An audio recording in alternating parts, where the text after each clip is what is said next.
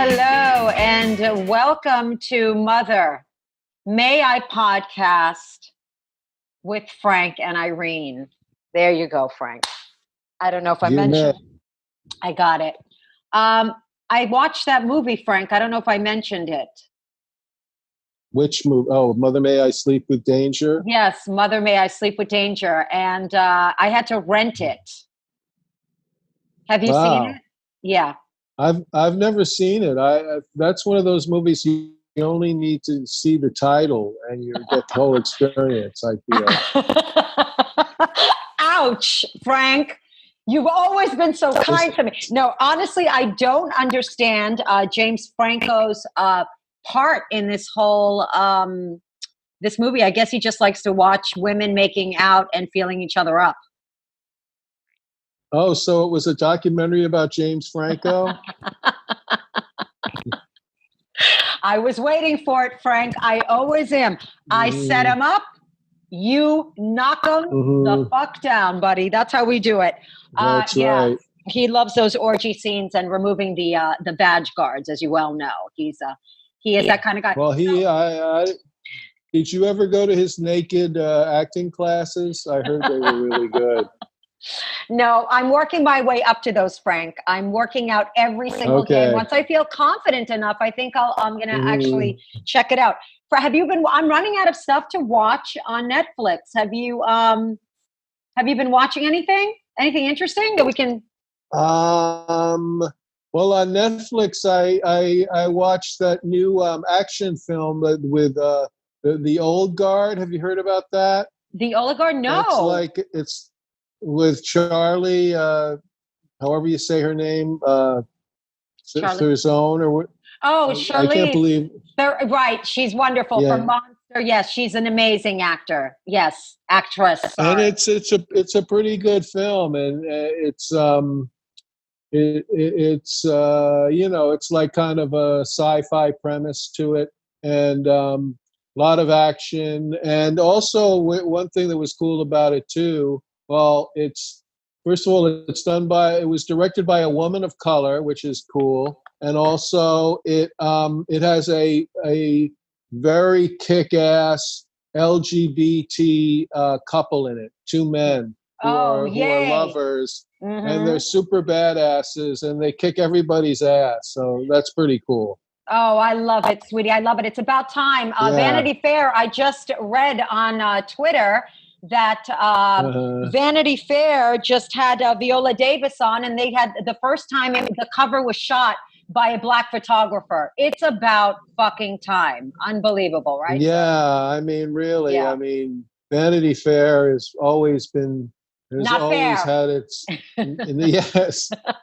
It's always had its nose way up the ass of elitist celebrity culture, and I don't know if you saw the Jeffrey Epstein documentary on Netflix, but oh my God, yes, the way Vanity.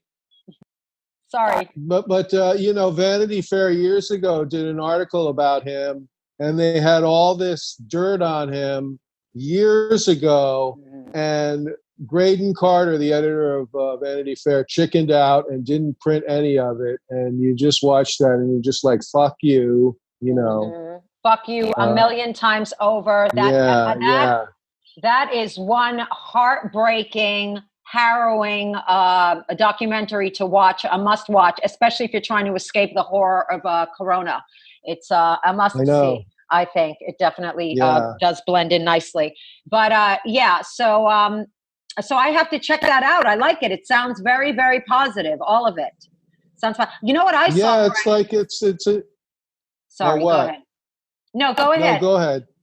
Okay, it's because I saw everybody was like, you have to see The Wrong Missy. Have you seen it? The Wrong Missy?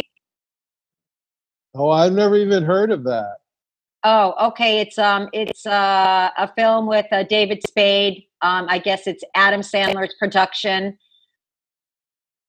Maybe we should watch your movie first. I'm thinking at that point. I'm actually. I've never heard of The Wrong Missy. No, The Wrong Missy. Yeah, it's on Netflix anyway. But I'm glad that you're also coming back, riffing movies. The Mads are back, people, right? You're going to start live streaming that show? And July 21st at 8 p.m. We're going to be doing, Trace Pliou and I are going to be doing a riff of the classic Ed Wood film, Glen or Glenda, film we've riffed live many times already. And we're very excited about it. It's like a whole new thing for us. That's awesome. So exciting. I'm so glad you're back. I'm sure your fans are waiting, buddy. And on that note, I'm not going to keep our beautiful, glamorous guest waiting any longer. This woman is not only one of our really, really close friends, she's an extraordinary comic. She has her own kick-ass podcast called Friends Like Us. Her special single black female was just aired on CW and was number 5 in the ratings, Frank. Can you believe that? Number 5. Wow. I know. Very, amazing. Very exciting. Can't wait to have her join us. None other than the beautiful Marina Franklin, everybody. Marina Franklin. And we're just waiting for the gorgeous. Hello, gorgeous. Hi. How are you? I was just hi. I can't see her yet. Oh, you can't? Oh. No, I can hear her though, but I can't see her yet. Oh, really? I see her in full view, baby, and she's looking young and fresh. Sweetie, I just gave you your intro, but you weren't there to hear it. Bear with me because I'm still trying to get the I'm wearing all the hats on this, and I'm not as professional as you are with your podcast, Do you need my help? I can. Oh, now I see you. Awesome. Do you need help? I always need help, sweetie. You know I do. Now, Marina, I am quite floored, but not really, because I saw your special, and it's extraordinary. And I cannot tell you how excited I am for you that it was number 5 when it aired on CW. Tell us about that. How do you feel about that? That's extraordinary.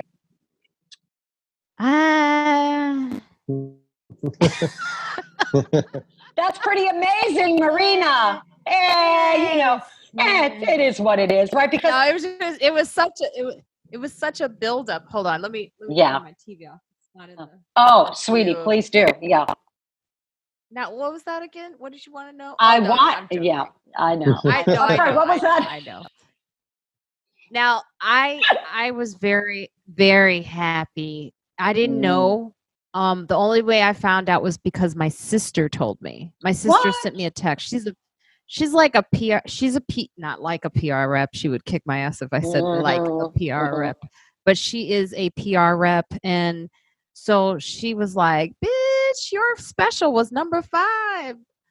Top on the ratings." So on Tuesday, it was like The Voice, I believe, and I think America's Got Talent or something. And so number 5 was, and it listed it as Marina Franklin, single black female. And I was just I was happy because I taped it, I recorded it, I performed it in 2018 in Chicago at the Vic Theater, and it didn't really air until Amazon Prime picked it. So it was on Amazon Prime for all of 2019.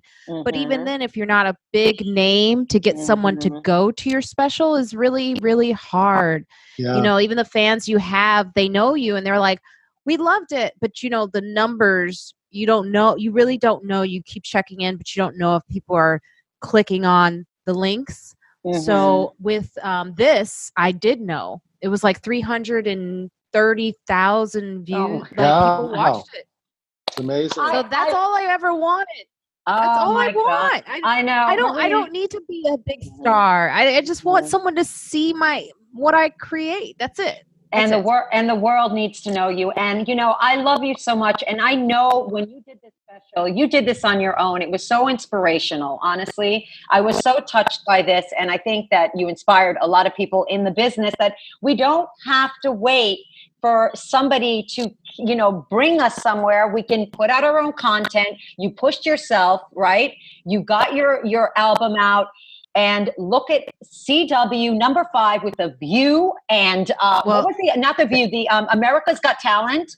And I mean, this is an extraordinary thing. So it's not an album. I gotta reemphasize. It's special. Not an album. Special.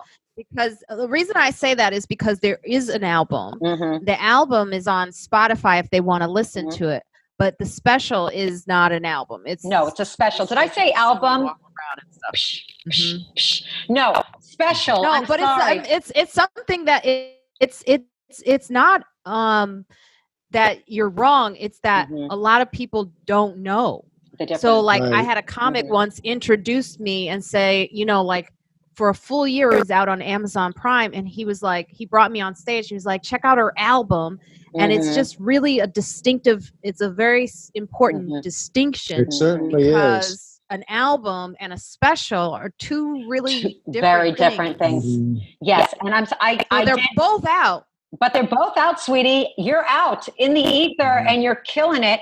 I did get it right in the introduction. I do want to say that. Frank, you also know how you get a lot of your own content out there too, you know, so you know the value of being just diligent and pushing yourself, you know, when you really want to get. Yeah, and I really admire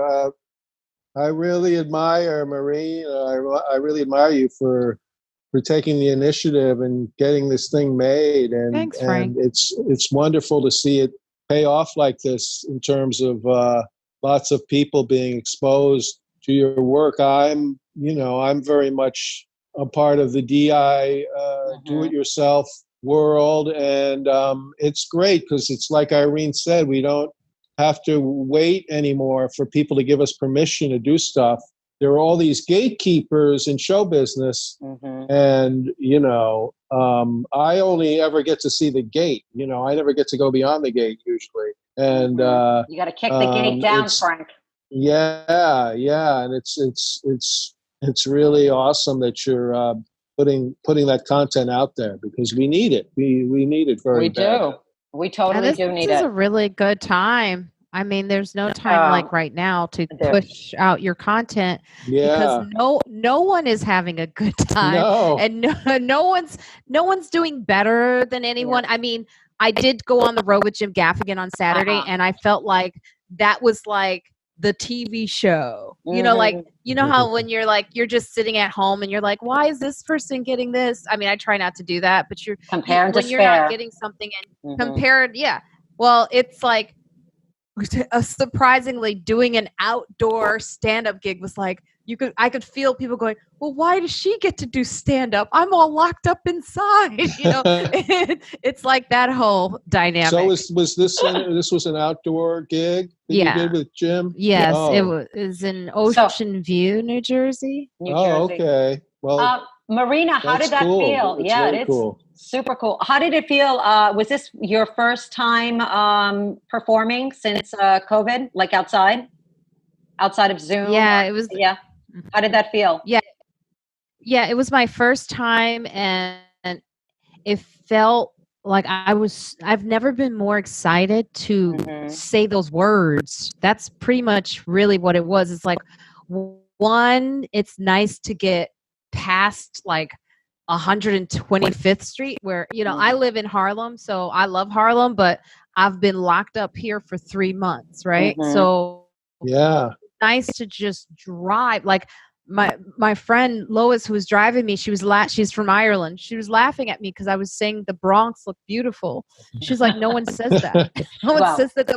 I mean, parts, you know, like parts are beautiful, but I'm saying like on the drive, she's like, we're just looking at traffic, and she's like, yeah, you needed to get out. You've been so that part was really great. Yeah. So that part was great, and then getting on stage and just, you know, there's jokes I'm still thinking of my act and things I forgot a lot of like tags. Like I didn't realize like how important those tags are to making the set funnier than it is. Like, you know, like, they are. Yeah. Like I think I have one moment where I talk about marching, and it's also like, you know, the time that we're in, the subject matter. So I had a kind of like triple my job was a little bit more difficult than probably most, only because of a few things.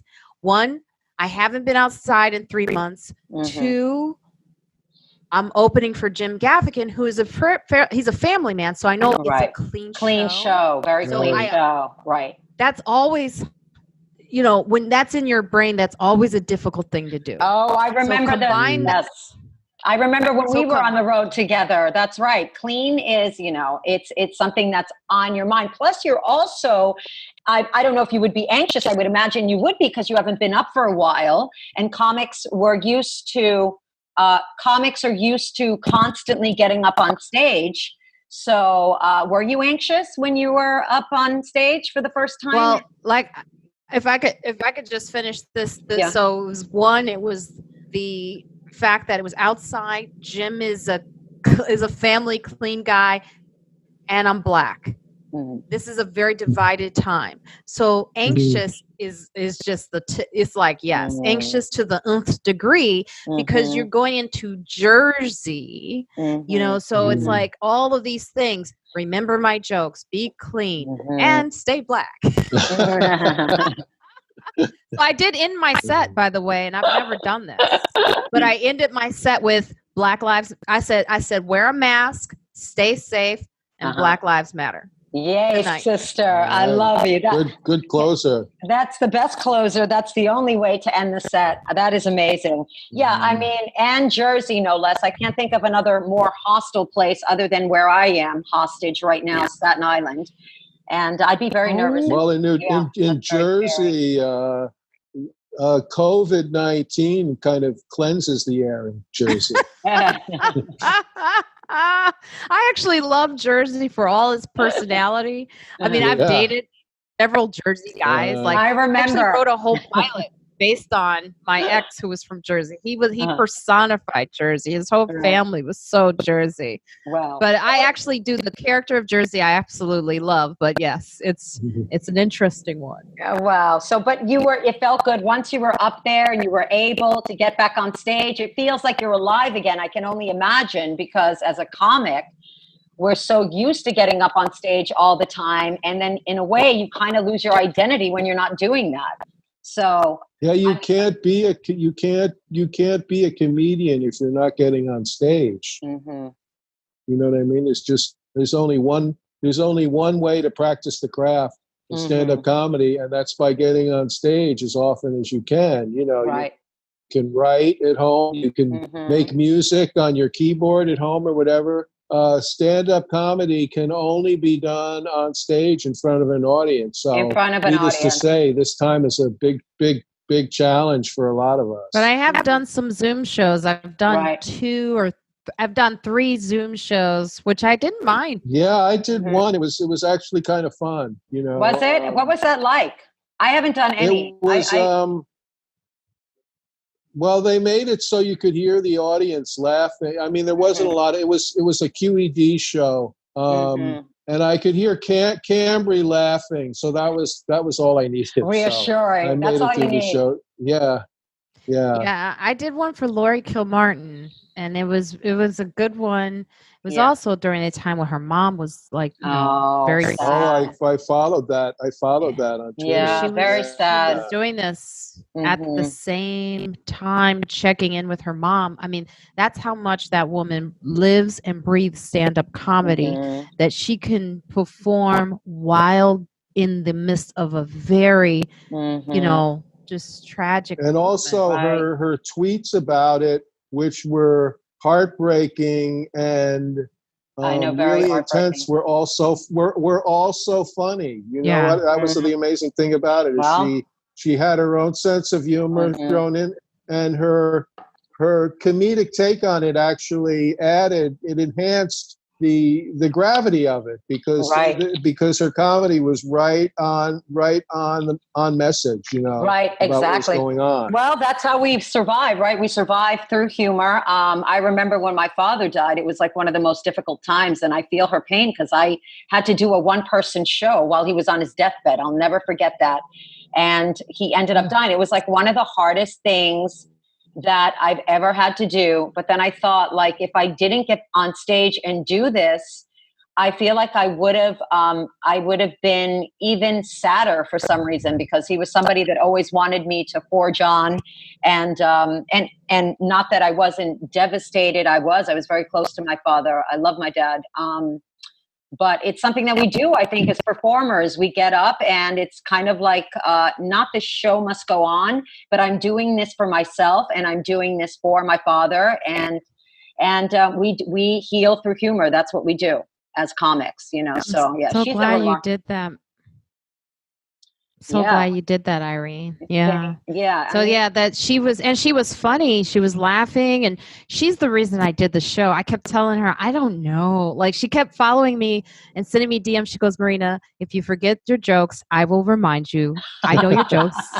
And I actually called her after her mom passed. I called her and I wanted to let her know she wasn't alone. I wanted to talk to her and see if she was okay, just see if she wanted to get anything out, because I love her, but it was just you're a good friend.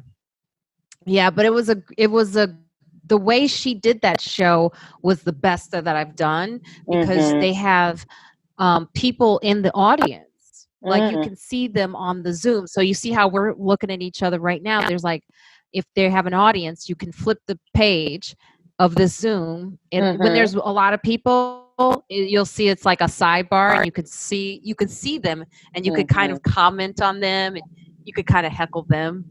Right. Oh, that's good, because do crowd work, and they have someone policing the Zoom, which is that's really so important. nice. If anything gets crazy, Right, they have somebody policing, sort of like a producer. That's amazing. I mean, it wouldn't be it adds the validity to a show to be able to heckle back via Zoom if you're doing it. Yeah, I haven't done one. It seems like but when you hosted, Marina actually hosted a shower with many people for Rachel Feinstein, and fun. I thought that was great, Marina. I was not expecting it to be as seamless and amazing and fun as it was. We had a lot of people for that show, sweetie. You were turning on mics. You were moving, girl. You were moving. And I didn't have the setup that I have now. I can't even believe that worked. I mean, to be honest with you, like right now, it's funny how I keep saying there's no excuse for not doing things now at this point, right? Like you could say in the first month, we didn't really know. You're kind of like waiting, but now we kind of know this is the long haul. So like I've hunkered down and I've figured out all the technical aspects. Hopefully you can hear me fine. But like internet wise, I used to freeze because I did everything on my Wi-Fi. I didn't know that you have to really connect your Ethernet to the I just sent away for Ethernet cables because I'm doing a show next week, and the guy producing it said he recommended I do that. So it's the easiest thing, and I knew it, but this is where I know I'm getting older. I don't like new information coming in that often. No. Oh, we need to process it. Absolutely, we need to process things, but I agree. Like even just doing this show and getting my head wrapped around YouTube and trying to do these things. I agree, Marina. Like we're in this for the long haul, so we have to learn how to work remotely. And guess what that means? If you want to stay connected, you have to be connected. Okay, I need to get on the Ethernet because I'm the only one up in here that doesn't have the Ethernet all hooked up. Okay. I'm the only one. Your Wi-Fi is good though. It's holding in. But the baby shower, I'm surprised that I didn't. Did I freeze at all on that baby shower? I thought I would freeze so much. No, I was really impressed with your multitasking skills. You just froze for a second here though, but not on the baby shower.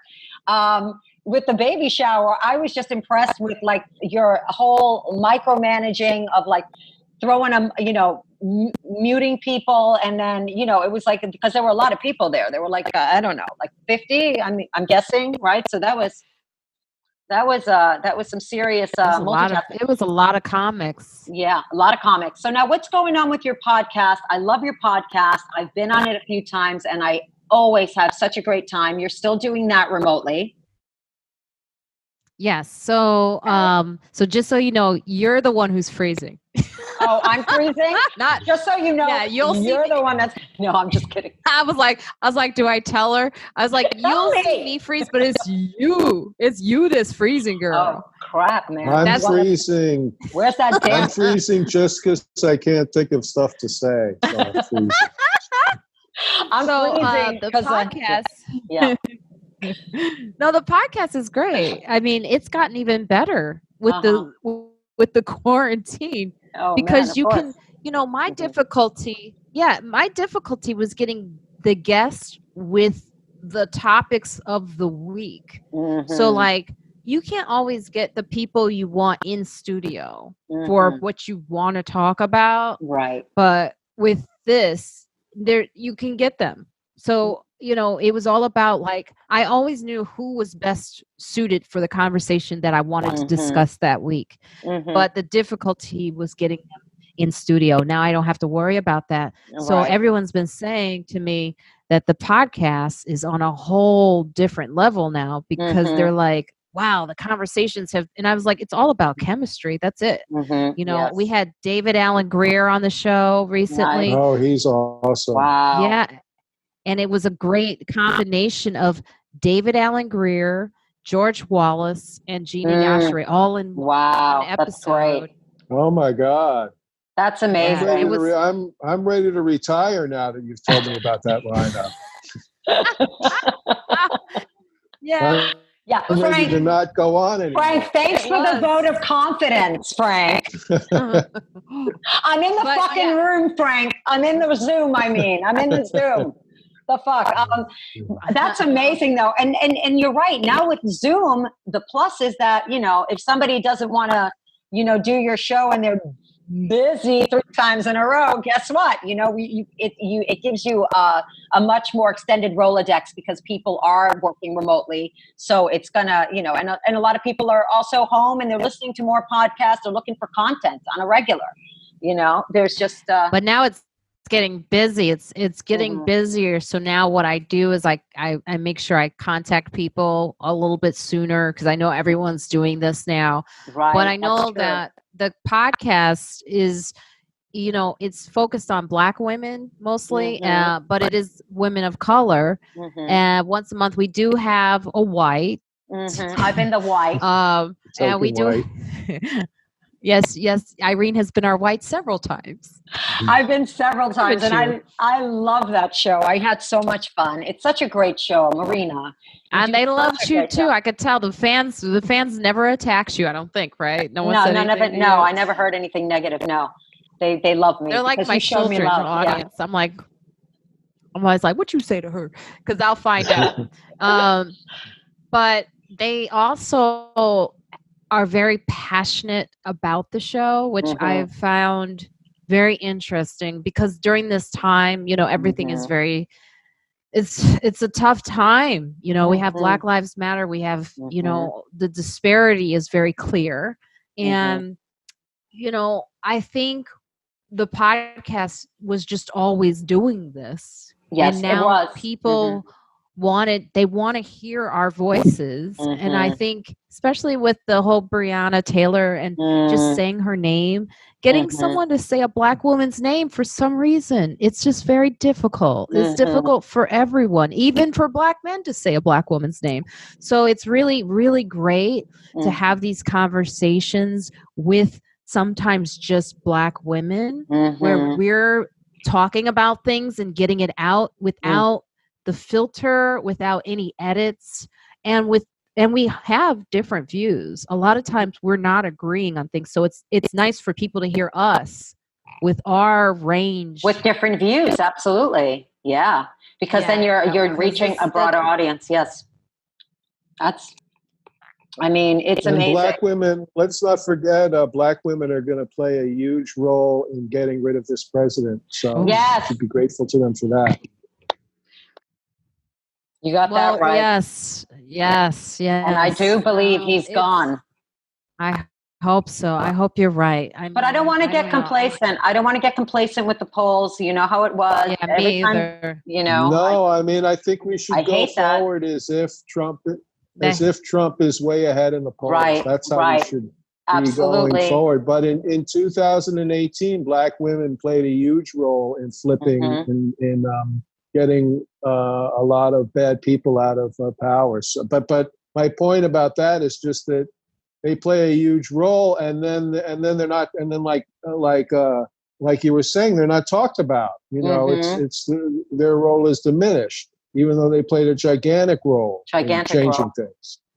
And that is why, like, I appreciate Jim Gaffigan a lot, because it's like, I appreciate the white man so much. Because Jim didn't have to have me on his no, but he didn't have to have me on his show. You know, he could have been like, I don't know. Like, Jim also came out on his Instagram, and I believe he put Black Lives Matter, or he made a very specific choice in his Instagram, and he knows that most of his audience, they're very white, you know, and you know, it was a brave stance on his part, and it was.